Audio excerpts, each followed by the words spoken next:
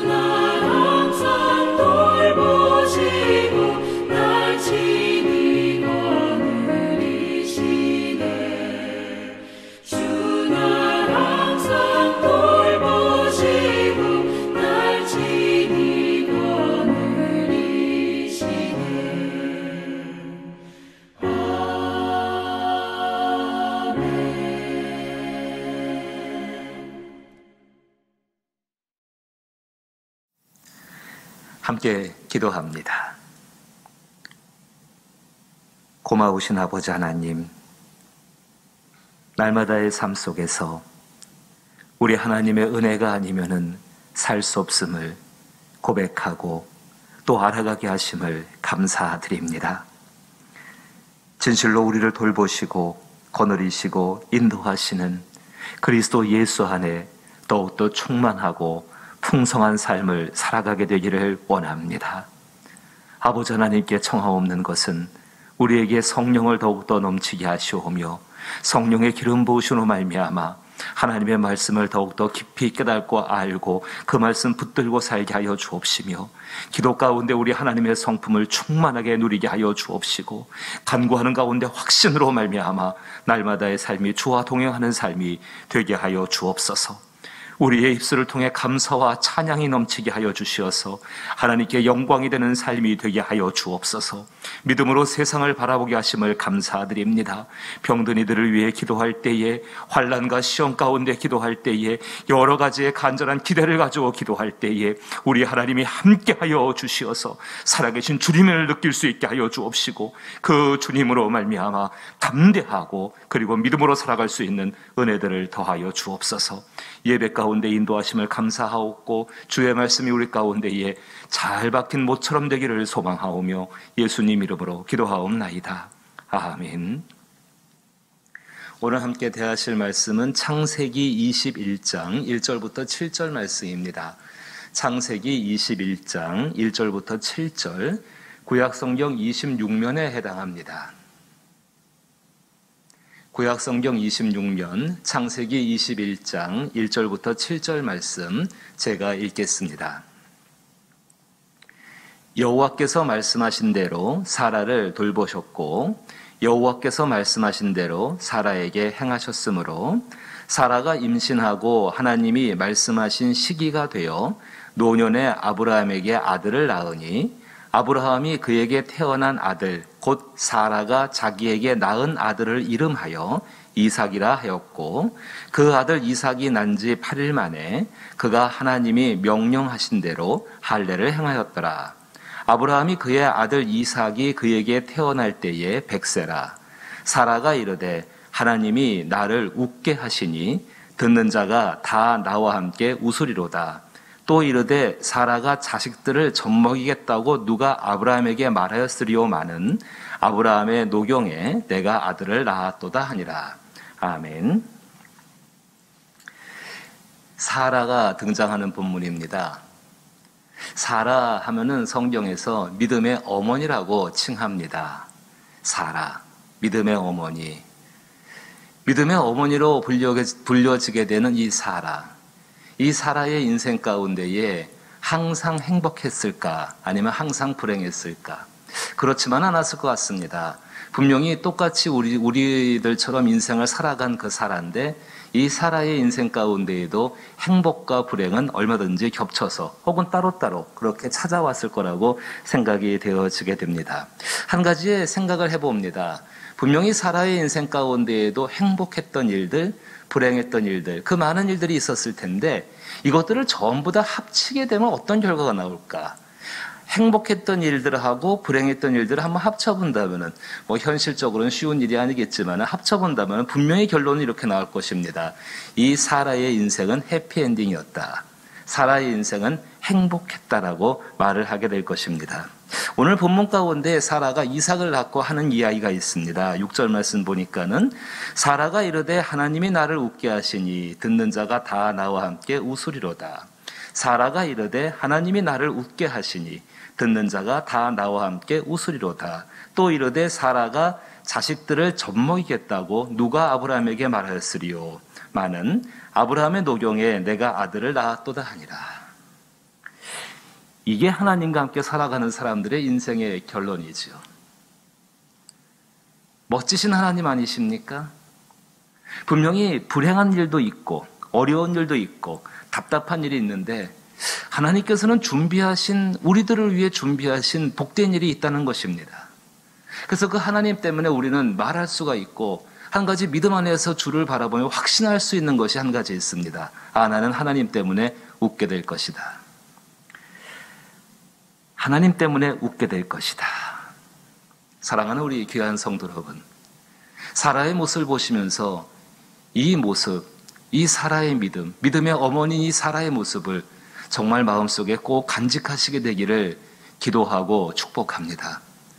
여러 가지 어렵고 힘겨운 일이 있을 때에 이 말씀 생각하시면서 그래 하나님이 나를 웃게 하실 거야. 누가 사람들이 나에게 정말 아브라함의 자녀, 내 자식을 젖먹이겠다고 말할 수 있었겠는가? 그건 불가능하다고 사람들이 말했겠지만은 하나님께서 그렇게 하셨기 때문에 나는 정말로 젖먹이, 내 어린아이의 젖을 먹일 수 있는 그런 사람이 된다. 웃을 수 있는 일이 되는 것이지요. 그 독일의 유명한 작곡가 베토벤은 아마 모든 분들이 다 알고 계실 것입니다. 이 베토벤에 관한 이 예화가 한 가지 있습니다. 베토벤이 이 사랑했던 여인이 세상을 일찍 떠났습니다. 그리고 난청, 잘 듣지를 못하게 되는 것이지요. 작곡가, 음악가에게 듣지를 못한다는 것은 거의 치명적인 일이고, 이제 모든 것이 끝났다라고 볼 수밖에 없는 절망에 빠져버리게 되어집니다. 이 베토벤이 현실의 무게가 너무 무겁고 힘겨워서 견딜 수가 없어서 어느 수도원을 찾아가서 수도사에게 자기의 사정을 털어놓고, 나는 정말 어떻게 해야 될지 모르겠습니다. 갈 길을 좀 알려주십시오. 당신이 알려주지 않으면 나는 죽을 수밖에 없습니다. 이렇게 간절하게 요청을 했습니다. 이 수도사가 방에 들어가서 나무 상자 하나를 들고 나왔습니다. 그리고 그 수도사가 말합니다. 이 안에는 구슬이 10개가 들어있는데 자네 한번 이 구슬 중에서 이 상자에 손을 넣어서 구슬을 꺼내보게. 베토벤이 처음 꺼낸 구슬은 검은색 색깔의 구슬이었습니다. 그리고 그 수도사는 다시 베토벤에게 또 한번 꺼내보게 라고 이야기했습니다. 손을 집어넣어서 또 구슬을 하나 꺼냈지요. 근데 또 검은색이 나오게 되는 것입니다. 이 수도사가 그때 말을 했습니다. 이 상자 안에는 아까 말한 것처럼 10개의 구슬이 들어있네. 8개는 검은색이고 나머지 2개는 흰색이라네. 검은 구슬은 분명히 불행과 고통, 그리고 흰 구슬은 행운과 희망을 의미하지. 어떤 사람은 흰 구슬을 뽑아서 행복과 성공을 빨리 붙잡기를 원하는 사람도 있지만은 자네처럼 연속해서 검은색의 구슬들을 뽑는 사람도 있다네.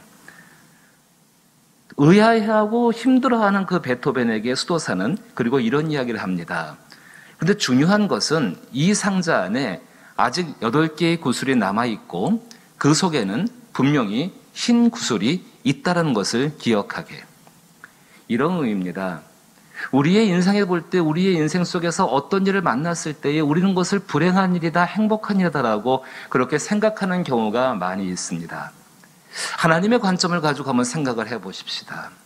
과연 하나님께서 우리에게 주시기를 원하는 것은 불행한 일이냐 아니면 행복한 일이냐. 예레미야의 말씀을 보게 되니까는 지금 우리가 겪고 있는 이 모든 재앙 같은 일들 속에서 이것에 대한 하나님의 본뜻이 무엇인가. 이것은 재앙이 아니라 너희를 향한 정말 너희에게 희망과 평안을 주시기 위한 그것이라고 하나님께서 우리에게 말씀을 해 주셨습니다. 사랑하는 성도 여러분, 하나님과 함께하는 사람들에게는요, 행복 총량의 법칙이라는 것이 있습니다. 행복 총량의 법칙. 저울에 놓고 보게 되면은요, 지금은 내가 불행이라는 것이 굉장히 커 보일지 모르지만은 우리의 일생 가운데에서 저울에 올려놓고 보면은 항상 행복 쪽이 더 많다라는 것입니다. 하나님이 예비하신 것이 더 많고 그 안에서 복될 수 있다라는 것입니다. 정말로 살아계신 하나님께서는 예수 그리스도를 믿고 믿고서 인생을 사는 사람 누구에든지 그 예수 안에서 행복된 것을 더 많이 누릴 수 있도록 준비해 놓으셨다는 것입니다. 사라도 마찬가지지요. 사라의 인생 가운데 왜 불행이 없었겠습니까? 결혼해서 자기의 고향을 떠났지요. 그리고 남편과 함께 애굽에 갔더니만은 남편이 정말 하지 말아야 할 그런 일들을 함으로 말미암아서 이 아내의 심령은 완전히 산산조각나게 되어지고 정말로 이 사라의 마음은 다 찢겨져 버렸지요. 돌아와서 남편이 하갈이라는 첩을 또 두게 되지요. 사랑도 잃어버리게 되고 배신당하게 되고 나이가 점점 더 이상 자녀를 생산할 수 없는 나이가 돼가는 육체적인 한계도 경험을 하게 되어집니다. 불행하다가만 느껴지게 될 것입니다. 근데 오늘 본문 보니까는 하나님이 약속의 말씀대로 참 1절의 말씀이 귀합니다. 하나님께서 말씀하신 대로 사라를 돌보셨고 하나님께서 말씀하신 대로 사라를 돌보셨고 우리도 돌보실 줄로 믿습니다. 여호와께서 말씀하신 대로 사라에게 행하셨으므로 여호와께서 말씀하신 대로 사라에게 행하셨으므로 우리에게도 하나님께서 말씀하신 복된 것을 주시겠다는 그 말씀대로 행하실 줄로 믿습니다. 우리 믿어야 합니다. 돌보아 주시고 또 우리 가운데에 말씀하신 대로 행하시는 그 선한 뜻을 이뤄가시는 하나님을 우리는 믿고 바라볼 수 있어야 합니다. 그것이 지금 우리가 겪고 있는 이 모든 일들을 이기게 하는 믿음의 능력인 줄로 믿는 것입니다. 인생의 결론이 어떻게 날까요? 이후에도 사라의 인생은 순탄하지만은 않습니다. 이삭이 태어났지만은 여러 가지의 일들을 또 겪게 되겠지요. 하지만 그 모든 일들 가운데에서 사라가 가졌던 분명한 믿음은 그 모든 일 가운데에서 하나님께서 나를 위해 더 큰 행복된 것을 준비해 놓으셨고 나의 인생은 반드시 하나님 예비하신 그 행복으로 말미암아 행복한 것으로 끝난다라는 믿음을 갖고 있던 것이 이 사라의 믿음이었습니다. 때로 살면서 검은 구슬을 뽑을 수도 있습니다. 이것이 연속되게 뽑혀 나올 수도 있습니다. 하지만 더 중요한 것은 아직 우리에게는 하나님께서 예비하신 복된 것이 그리스도 예수 안에 있다는 사실을 믿으시기를 주의 이름으로 부탁을 드립니다. 어쩌면은 지금까지 고통스러운 일이 많았다면은 이제 우리 이렇게 생각해 보십시다. 앞으로 내 인생에는 불행보다 행복할 일이 더 많이 남았다. 앞으로 내 인생에는 또 내 삶에는 불행한 일보다 행복한 일이 더 많이 남았다. 그 사라의 믿음으로 오늘 하나님이 실제로 행하시는 이 일들로 말미암아 사라가 웃게 된 것처럼 그리고 우리도 웃을 수 있기를 주의 이름으로 축복합니다. 주기도문으로 예배 마칩니다. 하늘에 계신 우리 아버지여, 이름이 거룩히 여김을 받으시오며 나라에 임하옵시며 뜻이 하늘에서 이룬 것 같이 땅에서도 이루어지이다. 오늘날 우리에게 일용할 양식을 주옵시고 우리가 우리에게 죄 지은 자를 사하여 준 것 같이 우리 죄를 사하여 주옵시고 우리를 시험에 들게 하지 마옵시고 다만 악에서 구하옵소서. 대개 나라와 권세와 영광이 아버지께 영원히 있사옵나이다. 아멘. 기도하실 때에 믿음을 구하시게 되기를 원합니다. 어떤 믿음인가? 정말로 불행보다 하나님이 예비하신 복된 것이 훨씬 더 많다. 나는 하나님의 시냇가에 심겨진 신의 나무이다. 때를 따라 과실을 맺을 것이고 잎이 청될 것이고 그 열매로 말미암아 많은 사람 복되게 할 것이라는 믿음을 갖고 기도하시게 되기를 원합니다. 이 믿음을 가지고 기도할 때에 코로나19로 고통받고 또 여러 문제로 고통받고 있는 이 나라와 이 땅을 위해서 그리고 교회를 위해서 우리들의 가정을 위해서 특별히 우리들의 자녀를 위해 기도할 때에 자녀들의 믿음과 그리고 자녀들이 아낄 가운데는 여러 가지 것들 가운데 하나님 이들이 정말로 불행과 행복 사이에서 하나님만을 바라볼 수 있는 믿음을 더욱더 세워주옵소서 기도하시게 되길 바라옵고 믿지 않는 영혼들이 주 예수의 이름으로 말미암아 구원을 받게 하여 주옵시고 특별히 병들어 있는 사랑하는 사람이 나사렛 예수의 능력으로 말미암아 치유함을 얻게 하여 주시옵소서. 기도할 수 있는 귀한 시간 되기를 원합니다. 함께 기도합니다.